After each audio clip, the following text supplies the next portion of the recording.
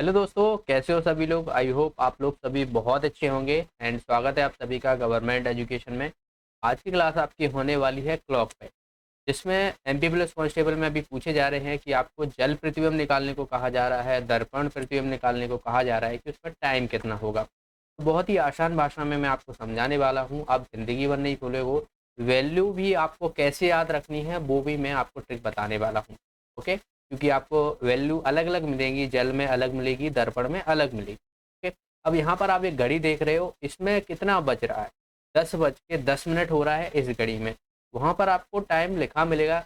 Exam में जो question रहते हैं वो लिखा हुआ मिलता है। जैसे कि अगर मैं यहाँ पे लिख देता हूँ कि आपसे पूछा जाए 10:10 में जो है वो जल प्रतिबिंब प्रतिबिंब जल प्रतिबिंब में समय क्या हो, समय क्या क्या हो। ओके, आसान सा प्रश्न है। देखिए, अब यहाँ पर आप देख रहे हो ये हमारा क्या है, इधर ये जल है और जल से जाहिर सी बात है इधर जो है वो हमारा नीचे पूरा 12 का नीचे पहुंच जाएगा, एकदम से पूरे उलट जाएगी घड़ी। ठीक है ना। यहाँ पर तो हमारा कितना बज रहा है, 10:10, लेकिन आप यहाँ पर देखोगे इस तरफ हमारा क्या रहता है, 8 होता है, जाहिर सी बात है। और यहाँ पर हमारा देखोगे ये कितना मिनट हो रहा है, ये हो रहा है 20 मिनट। तो इस दर्पण में देखा जल में देखा जाए तो कितना हो रहा है, 8:20 हो रहा है हमारा। ओके, 8:20 हो रहा है। अब इसी टाइम को मैं कैसे निकालूंगा, ठीक है ना, कैसे निकालूंगा। वैसे तो देखा जाए आप इसे कैसे भी करके जो है वो सॉल्व कर सकते हो। अगर आपको कोई भी टाइम दिया जाता तो आप घड़ी बना के जो है वो इस तरीके से, मान लो जैसे 10:10 है तो मैंने घड़ी बना ली और इसका उलट दूंगा पूरा, तो ये इधर पहुंच जाएगा। थोड़ा डिफिकल्ट होगा, बाकी आप कर लोगे, ऐसा नहीं है। पर हमें वैल्यू जब पता हो, हमें आसान मेथड जो है वो आता हो, तो हम ये चीज़ें क्यों करें, है ना। आप घड़ी बनाओगे, इतना टाइम वेस्ट करोगे, उससे अच्छा तो हमें टाइम याद रखें।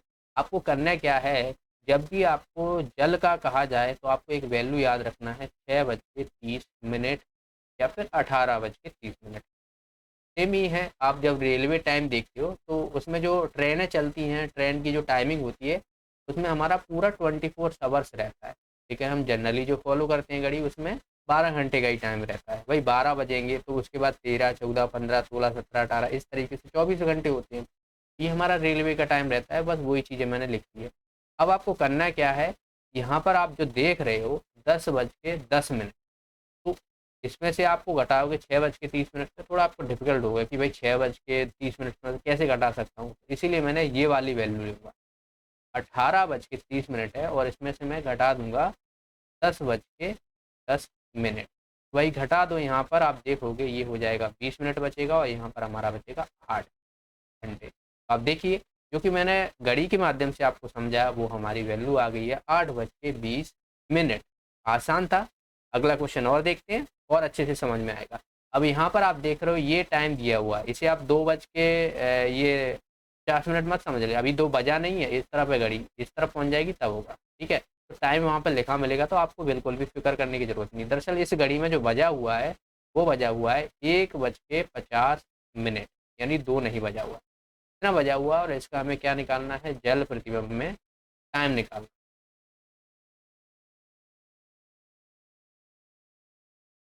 ओके, तो वही हम करने वाले हैं, 6:30 से घटाएंगे या फिर हमें 18:30 से घटाना।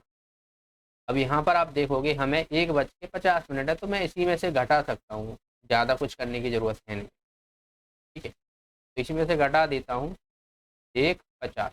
अब आप कैसे घटाओगे, भाई यहाँ तो 30 मिनट है, तो भाई 1 घंटे इधर से ले लो ना। दिक्कत क्या है, 1 घंटे इधर से ले लो, भाई 6 बजे तो 1 घंटा इधर से ले लो, मतलब 60 मिनट आप और लोगे। ठीक है ना, तो यहाँ पर हमारा कितना हो जाएगा, भाई 1 घंटा लोगे मतलब 1 घंटे में 60 मिनट और 30 मिनट पहले से ही है, तो ये हमारा जो यहाँ पर हो जाएगा वो 90 मिनट हो जाएगा।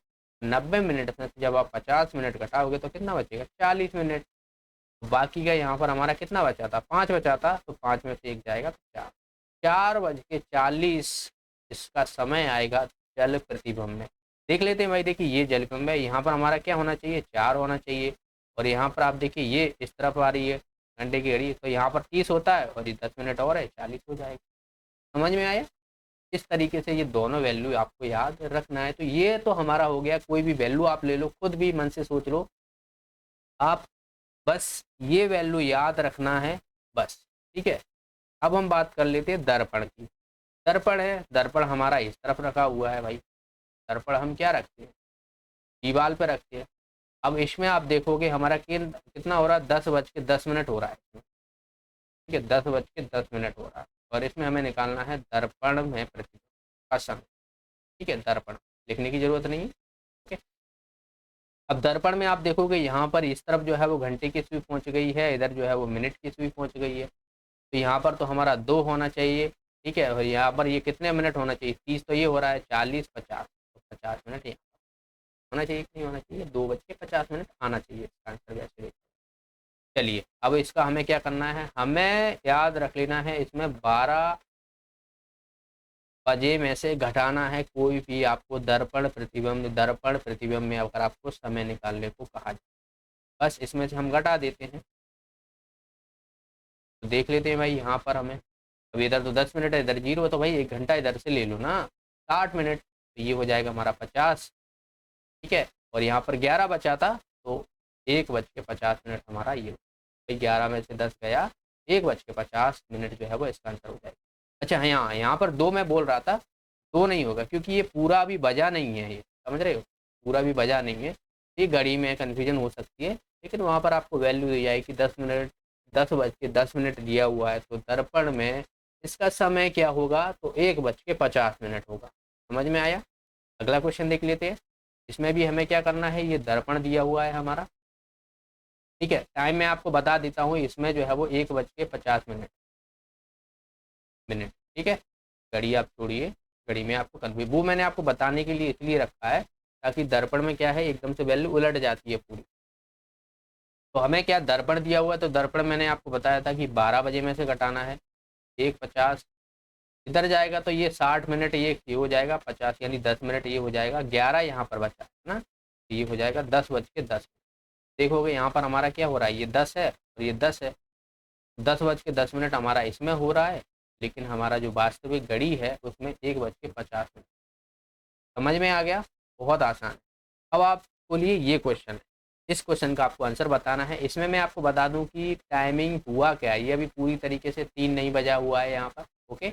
मैं यहाँ पर लिख देता हूँ, ये 2:55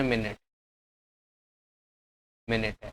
और इसमें आपको दर्पण वाला भी आंसर कमेंट बॉक्स में करना है और जल वाला भी करना है, दोनों आपको कमेंट बॉक्स के अंदर जो है वो कमेंट करना है। अब मैं आपको वैल्यू याद रखने के लिए बता दूं कि आपको अगर जल में पूछा जाए तो आप याद कैसे रखोगे। जैसे कि मैंने बोला था कि जल में आपको याद रख लेना है 6:30 बजे या 18:30, ठीक है ना। और अगर आपसे दर्पण में पूछा जाता है तो 12 बज के। अब सोचिए, आप दर्पण कभी भी लगाते हो तो आप कहाँ पे लगाते हो, ऊपर लगाते हो, है ना, आप फेस के सामने लगाते हो दर्पण। तो दर्पण फेस के सामने लगाते हो मतलब ऊपर लगाते हो, तो ऊपर क्या है हमारा 12 है यहाँ पर, बस आपको 12 में से घटाना है। और जल, जल हमारा क्या जनरली नीचे ही रहता है, ठीक है ना, जमीन पर बिखरा रहता है। जनरल जितने भी सागर हैं वो हमेशा नीचे ही देखने को मिलते हैं, कभी ऐसा तो नहीं है हाथ पर लटका हुआ वो कोई जल, है ना, ऐसा तो नहीं होता है ना।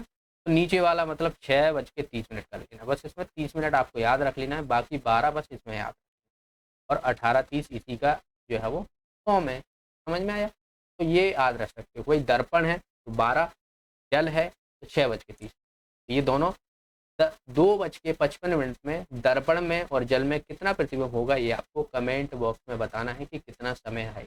ओके, वीडियो अच्छा लगा, वीडियो को लाइक कीजिए, शेयर कीजिए अपने फ्रेंडों के साथ। चैनल पर नए हो चैनल को सब्सक्राइब कर लेना। मिलते हैं नेक्स्ट वीडियो में, तब तक के लिए बहुत बहुत धन्यवाद।